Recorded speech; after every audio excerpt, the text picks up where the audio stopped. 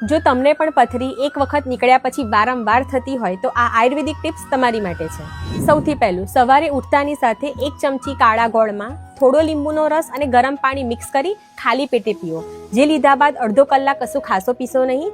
આ તમારી પથરીને તોડીને કાઢી નાખશે. નંબર 2 ઉપર છે કડથી.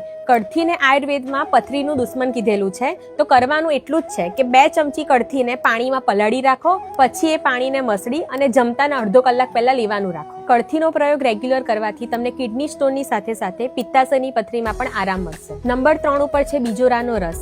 બીજોરું લીંબુની ફેમિલીનું થોડું મોટું ફળ છે.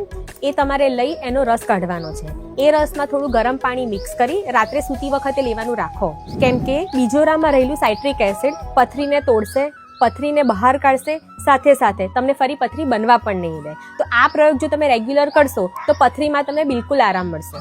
અને જો ખૂબ જ મોટી પથરી હોય, વારંવાર ઓપરેશન કરાવી હોય તો એની માટેની અમે ડિટેલ PDF બનાવી છે. અમને કમેન્ટ કરો PDF, ડિટેલ અમે તમને મોકલી આપીશું.